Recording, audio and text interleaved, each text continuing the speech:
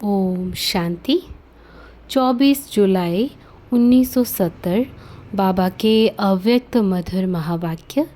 मुरली का टाइटल है बिंदु रूप की स्थिति सहज कैसे बने। बाबा कहे, सभी जिस स्थिति में अभी बैठे हैं उसको कौन सी स्थिति कहेंगे। व्यक्त में अव्यक्त स्थिति है। बाप दादा से मुलाकात करते समय बिंदु रूप की स्थिति में स्थित रह सकते हो। हर एक ने अपना अपना विचार सुनाया।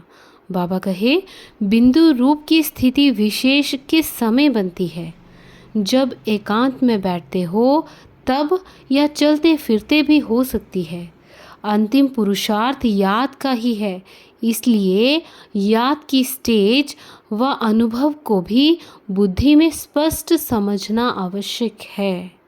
बिंदु रूप की स्थिति क्या है और अव्यक्त स्थिति क्या है, दोनों का अनुभव क्या क्या है।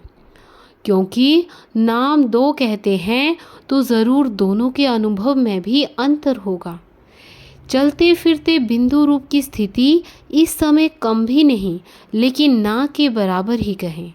इसका भी अभ्यास करना चाहिए। बीच बीच में 1-2 मिनट भी निकाल कर इस बिंदु रूप की प्रैक्टिस करनी चाहिए। जैसे जब कोई ऐसा दिन होता है तो सारे चलते फिरते हुए ट्रैफिक को भी रोककर 3 मिनट साइलेंस की प्रैक्टिस कराते हैं। सारे चलते हुए कार्य को स्टॉप कर लेते हैं। आप भी कोई कार्य करते हो व बात करते हो तो बीच बीच में यह संकल्पों की ट्रैफिक को स्टॉप करना चाहिए। 1 मिनट के लिए भी मन के संकल्प को, चाहे शरीर द्वारा चलते हुए कर्म को, बीच में रोककर भी यह प्रैक्टिस करना चाहिए। अगर यह प्रैक्टिस नहीं करेंगे तो बिंदु रूप की पावरफुल स्टेज कैसे और कब ला सकेंगे। इसलिए यह अभ्यास करना आवश्यक है। बीच बीच में यह प्रैक्टिस प्रैक्टिकल में करते रहेंगे तो जो आज यह बिंदु रूप की स्थिति मुश्किल लगती है वह ऐसे सरल हो जाएगी जैसे अभी मेजॉरिटी को अव्यक्त स्थिति सहज लगती है। पहले जब अभ्यास शुरू किया तो व्यक्त में अव्यक्त स्थिति में रहना भी मुश्किल लगता था। अभी अव्यक्त स्थिति में रह कार्य करना जैसे सरल होता जा रहा है, वैसे ही यह बिंदु रूप की स्थिति भी सहज हो जाएगी। अभी महारथियों को यह प्रैक्टिस करनी चाहिए, समझा। फरिश्ता रूप की स्थिति अर्थात अव्यक्त स्थिति जिसकी सदाकाल रहती है वह बिंदु रूप में भी सहज स्थित हो सकेगा। अगर अव्यक्त स्थिति नहीं है तो बिंदु रूप में स्थित होना भी मुश्किल लगता है। इसलिए अभी इसका भी अभ्यास करो। शुरू शुरू में अव्यक्त स्थिति का अभ्यास करने के लिए कितना एकांत में बैठ अपना व्यक्तिगत पुरुषार्थ करते थे, वैसे ही इस फाइनल स्टेज का भी पुरुषार्थ बीच बीच में समय निकाल करना चाहिए। यह है फाइनल सिद्धि की स्थिति। इस स्थिति को पहुंचने के लिए एक बात का विशेष ध्यान रखना पड़ेगा। आजकल वह गवर्नमेंट कौन सी स्कीम बनाती है, उन्हों के प्लान्स भी सफल तब होते हैं जब पहले पहले यह लक्ष्य रखते हैं कि सभी बातों में जितना हो सके इतनी बचत हो। बचत की योजना भी करते हैं ना, समय बचे, पैसे बचे, एनर्जी की भी बचत करना चाहते हैं, एनर्जी कम लगे और कार्य ज़्यादा हो, सभी प्रकार की बचत की योजना करते हैं। तो अब पांडव गवर्नमेंट को कौन सी स्कीम करनी पड़े, यह जो सुनाया कि बिंदु रूप की संपूर्ण सिद्धि की अवस्था को प्राप्त करने के लिए पुरुषार्थ करना पड़े। अभी जिस रीति चल रहे हैं उस हिसाब से तो सभी यही कहते हैं कि बहुत बिजी रहते हैं, एकांत का समय कम मिलता है, अपने मनन का समय भी कम मिलता है। लेकिन समय कहाँ से आएगा? दिन प्रतिदिन सर्विस भी बढ़ती जानी है और समस्याएं भी बढ़ती जानी है, और यह जो संकल्पों की स्पीड है वह भी दिन प्रतिदिन बढ़ेगी। अभी 1 सेकंड में जो 10 संकल्प करते हो उसकी डबल ट्रिपल स्पीड हो जाएगी। जैसे आजकल जनसंख्या का हिसाब निकालते हैं ना कि एक दिन में कितनी वृद्धि होती है, यहाँ फिर यह संकल्पों की स्पीड तेज होगी। एक तरफ संकल्पों की, दूसरी तरफ इवल प्रिट्स माना आत्माओं की भी वृद्धि होगी। लेकिन इसके लिए एक विशेष अटेंशन रखना पड़े जिससे सर्व बातों का सामना कर सकेंगे। वह यह है कि जो भी बात होती है उसको स्पष्ट समझने के लिए दो शब्द याद रखना है, एक अंतर और दूसरा मंत्र। जो भी बात होती है उसका अंतर करो कि यह यथार्थ है या अयथार्थ है, बाप दादा के समान है व नहीं, बाप समान है व नहीं।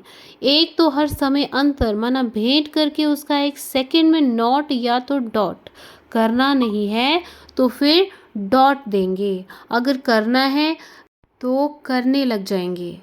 तो नॉट और डॉट यह भी स्मृति में रखना है। अंतर और मंत्र यह दोनों प्रैक्टिकल में होंगे, दोनों को भूलेंगे नहीं तो कोई भी समस्या व कोई भी इवल प्रिटस सामना नहीं कर सकेगी। एक सेकंड में समस्या भस्म हो जाएगी।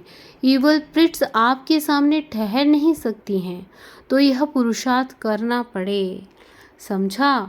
बच्चे कहे इवल प्रिट्स का रूप कौन सा है? बाबा कहे उनका स्पष्ट रूप है किन्हीं आत्माओं में प्रवेश होना, लेकिन इवल प्रिट्स का कुछ गुप्त रूप भी होता है। चलते चलते कोई में विशेष कोई ना कोई बुरा संस्कार बिल्कुल प्रभावशाली रूप में देखने में आएगा, जिसका इफेक्ट क्या होगा कि उनका दिमाग अभी अभी एक बात अभी अभी दूसरी बात, वह भी फोर्स से कहेंगे। उनकी स्थिति भी एक ठिकाने टिकी हुई नहीं होगी। वह अपने को भी परेशान करते हैं, दूसरों को भी परेशान करेंगे। स्पष्ट रूप में जो इविल प्रिट आती है उसको परख कर और उससे किनारा करना सहज है, लेकिन आप लोगों के सामने स्पष्ट रूप में कम आएगी, गुप्त रूप में बहुत आएगी, जिसको आप लोग साधारण शब्दों में कहते हो कि पता नहीं उनका दिमाग कुछ पागल सा लगता है। लेकिन उस समय उसमें यह इविल अर्थात बुरे संस्कारों का फोर्स इतना होता है जो वह इवल प्रिट के समान ही होती है। जैसे वह बहुत तंग करते हैं वैसे यह भी बहुत तंग करते हैं।